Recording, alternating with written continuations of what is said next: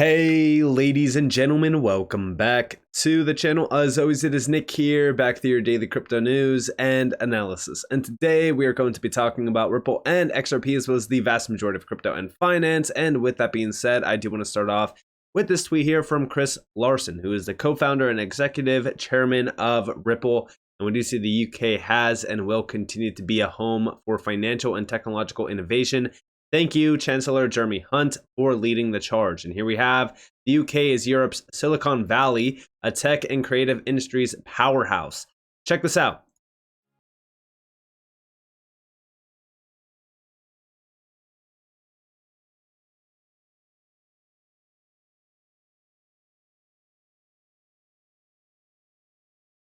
There's no doubt in my mind that the way that the UK is thinking about technology, gaming, AI, and so much around the innovation economy, that these days the UK is basically the Silicon Valley of Europe. I'm here in California because our ambition for the UK economy is for it to be the world's next Silicon Valley. Here in the original Silicon Valley, there is massive interest in the fact that a couple of years ago, the UK became only the third country in the world to have a $1 trillion tech economy. It's double the size of Germany's, 3 times the size of France's. And there's a lot of people who want to invest in that success. The technology distribution is there to be able to support a much larger industry. We've just got to invest in those ideas and that potential. Yeah, well, we love working in the UK. We've doubled our office there over the last couple of years.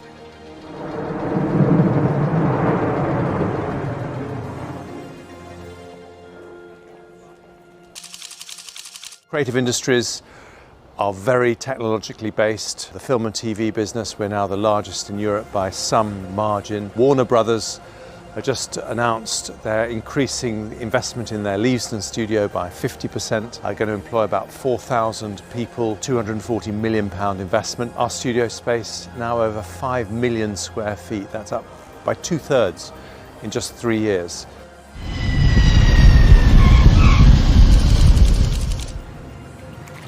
I'm visiting Amazon, Alphabet, which is the parent company of Google, Microsoft. We're talking about deepening the cooperation between the UK, which is Europe's Silicon Valley, and the original Silicon Valley, which is here in the US, particularly when it comes to artificial intelligence, which is going to be the big new thing that's going to transform all of our lives. In the UK, we have strong expansion plans. We love the UK for the quality of talent, the innovation environment that exists in the UK, as well as the quality of the education system. I'm talking to the leaders of all the major tech and entertainment companies, and what I'm saying to them is, you need to be part of this. It's going to be an incredible success. Now, outside of all of this, right, as we really kind of look at the UK, we know that the UK is an absolute powerhouse, and a lot of things are happening around the UK specifically ever since their endeavor to become a crypto hub. Now, with this, the UK is becoming a giant around tech. And, if we look at technology and we look at finance, we know that these are two worlds that have been colliding forever. The biggest problem is, until now, we really haven't seen the financial world disrupt it and really kind of streamline the efficiencies behind it that it could, right? And that's where the tech stack layer comes into place, right? Like the tech stack behind finance and the financial world really hasn't caught up. We know that the UK for the longest time has been a focus of Ripple's. Let's go back in time and look at a few things. So here is May 11th, 2022. And this got posted by Danger Mouse XRP. Chris Larsen meets the mayor of London to discuss moving investments away from the Bay Area and over to London. London is ready. We were saying this quite a bit back in 2022 because if you know, after this, months later, the Ripple Swell event took place. Guess where it took place? London. London has been a big focus. Here you have the Ripple Swell Global event in London back in November of 2022. This is months after, like I said, Chris Larsen met with the mayor of London. And this is from Cindy Young. Honored to facilitate this interesting discussion with our customers and partners on use of blockchain and digital assets and cross-border payments at Ripple Swell Global 2022 in London. And this is, of course, from the managing director of Lulu Financial Holdings, and we do see had a lively conversation on digital currencies and cross-border payments at the ongoing Ripple Swell conference in London. We have benefited from XRP for certain B2B use cases and are hopeful that digital currencies will eventually gain greater acceptance. And that's what we're all waiting for, right? Like, this was back in 2022. Today, we know that yes, it is gaining traction, but it hasn't been massively adopted just yet. And that's where the idea of, oh, well, XRP should be trading at this price and that price. No, we're not in a crypto-driven financial world yet. We are still stuck in Web 2 and the traditional antiquated ways. Now, with that in mind, let's go over here. So Digital Pound Foundation, this got posted pretty far back, right? Response to crypto and digital assets APPG crypto inquiry 2022. And here we have, this is from the Digital Pound Foundation. This month we submitted our response to the crypto and digital asset APPG in relation to the inquiry into the UK's approach to crypto and digital asset regulation, as well as the government's plans to make the UK the global home of crypto investment. Outside of this, we do know that the Digital Pound Foundation, working with Ripple, Quant, and a few other players, including Accenture, for an example, have been really kind of planning their ways around the digital pound. Now, of course, this is a think tank organization, but they still are the major drivers behind a digital pound. This is also why I say, like, when you look at the public and private sector, they are collaborating heavily. We know this from the BIS, we know this from the IMF, we know this from many organizations. But as we look at the tech leaders of tomorrow, in my opinion, Ripple is one of them, and they have been pioneering, you know, crypto and blockchain solutions forever, and XRP is a part of that. Whether or not you want to believe it or not, it is. And we know that because of the players tied to Ripple, like Lulu Financial Holdings, for an example. Outside of this, right, with the Digital Pound Foundation, we also know that the UK has been ready for a very long time. Here we have from September 25th, this is Riz XRP. UK is, forget it. London's ready. Check this out. The UK says, forget it. We'll do it. It became what's known as the Eurodollar market, which is the overseas market for dollar borrowing and lending. That becomes we don't know the size of it, but let's call it a $400 trillion market. Whoa. And then the US, then we get this big breakthrough in derivatives. The US has got the Chicago Board of Trade doing futures and options and all of this stuff. But we start to figure out more complicated structures, things like swaps. And the US stops its banks doing it by its use of regulatory capital. They're like, no, this is inefficient. You can't do this. The UK and Europe went, well, we're going to regulate and allow it to happen because it's big. We've seen this before. That becomes a quadrillion-dollar market. Jesus. That's why every single bank from about 1985, well, particularly after the Big Bang in London. So let's call it from about 1990 to about 2008, 2010, all the major banks' largest operations were London. So Goldman Sachs' biggest operation, most profitable, London. Merrill Lynch, London. Merrill Lynch is different because it was a brokerage firm. But JP Morgan, they're all London. So London, if you've been watching the news, is going to do the same thing. It's called regulatory arbitrage. London is putting together a very sensible set of crypto rules, as has Europe, as has Switzerland, as has Singapore, as has Hong Kong, as has Australia. Okay, there's its old trading group that it did with Eurodollars and it did with derivatives and it did with foreign exchange, all got their regulations in place. The UK is the hub at the middle, and it will capture the lion's share. And before you know it, Coinbase, Gemini, and everybody will move to London. And this is also a big thing, right? Because we know that Ripple had its, eyes set on London as being the next headquarters if they lost a lawsuit against the SEC. We know back in 2020, this was the agenda. We know fast forward to, I think, around like 2021, 2022, I believe. We've seen them talking a little bit more about London. And then just recently as well, back in, I want to say April or May of this year, we know that Stuart Alderati actually said that London is a very interesting area for Ripple. So, this is this is getting very interesting around the UK and London. And, one thing that I did do was I made a whole video going down the rabbit hole of the Bank of England and Ripple, for an example. Of course, a lot of the news within this was around 6 years ago. I even talked heavily about the timeline on this, and there's so much information locked behind this thread. Like I said, I did a full video on all of this information. There is so much to really kind of go over. I'm not going to reiterate the same information.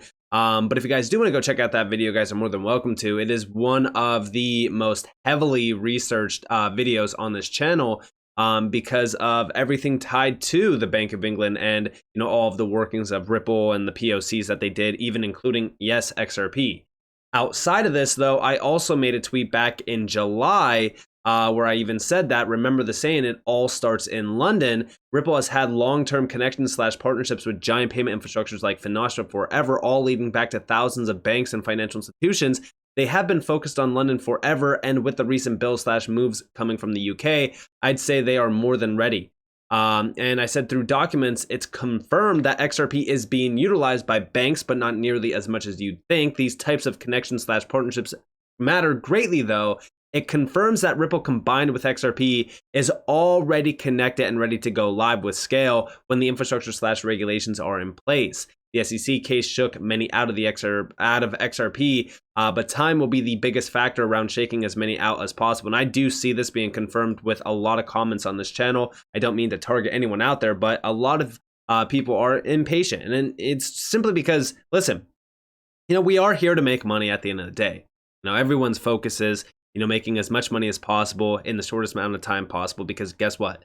You can't get more time. Time is so damn precious, and I cannot tell you guys that enough. Listen, I'm still fairly young, but in the time that I've been on this earth, I know that time is probably one of the most valuable currencies out there, because guess what? You can't get more of it, and you are very limited on the amount of time that you have. So I get it. I understand that, we are by nature impatient, because at the end of the day, we don't have a lot of time on this earth.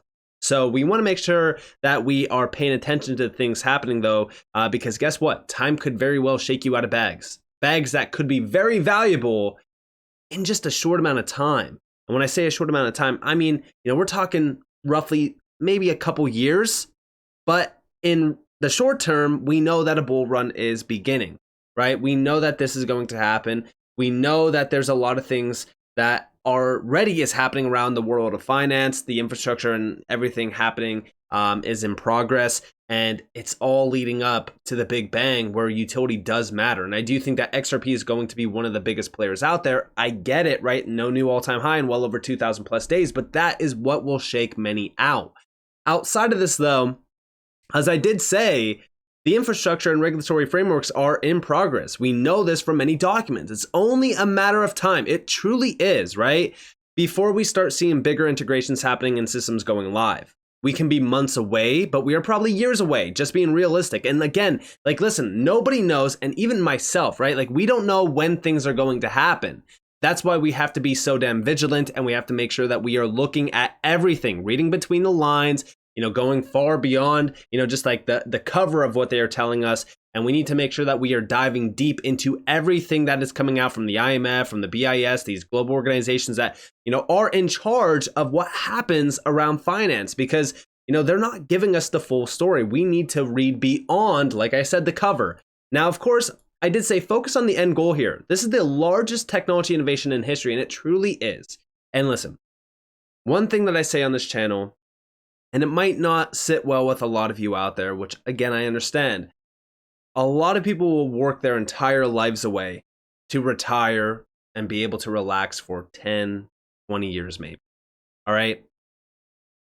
What we have been witnessing around XRP is, something very beautiful. For well over 2,000 days, yes, we haven't seen an all-time high. But during those 2,000 plus days, we have seen attacks from some of the largest names out there. We have seen names like JP Morgan, for an example, right? Spotlighting Ripple and XRP even after the lawsuit. This is the same incumbent banking giants that have talked down on Ripple and XRP in the past. we also know that you don't get targeted and attacked without doing something right. And we know that the tech behind Ripple is extremely valuable because they are being targeted, they are being attacked.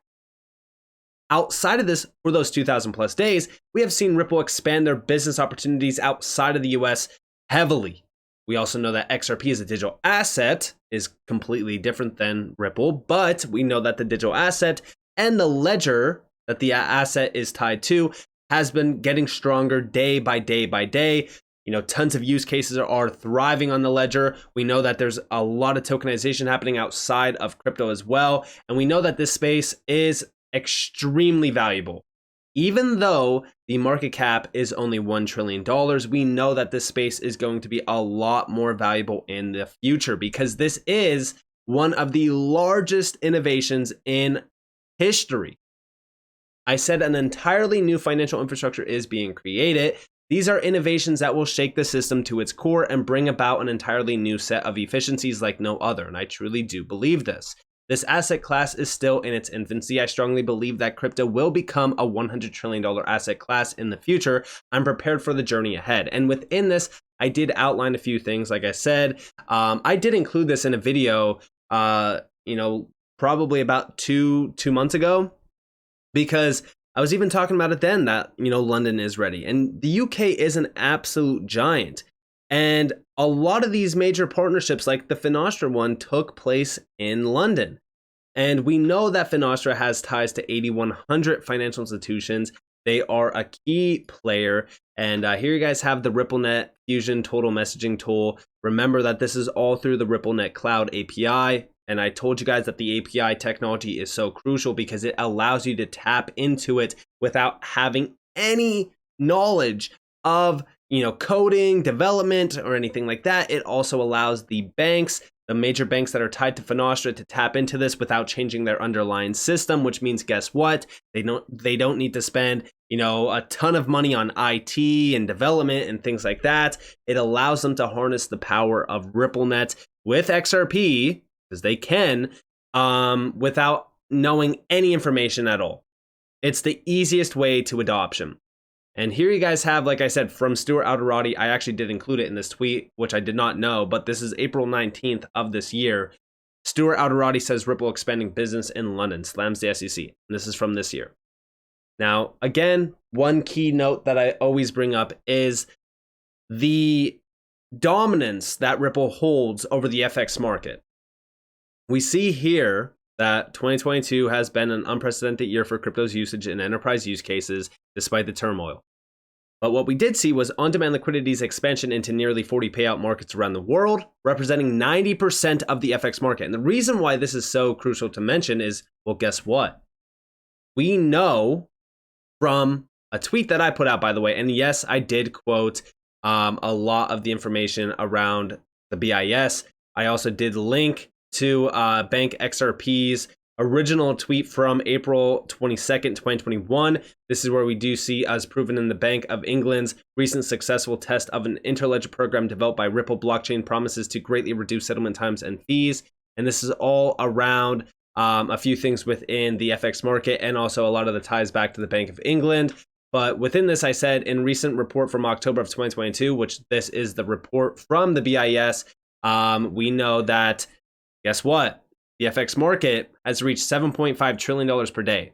This is roughly over $2.3 quadrillion per year, and 5 jurisdictions make up 78% of the FX trading. In those 5, the United States, the United Kingdom, Hong Kong, Singapore, and Japan. And guess what? Ripple has massive exposure to 4 out of 5 of these major jurisdictions, minus, of course, the US due to regulatory scrutiny. But guess what?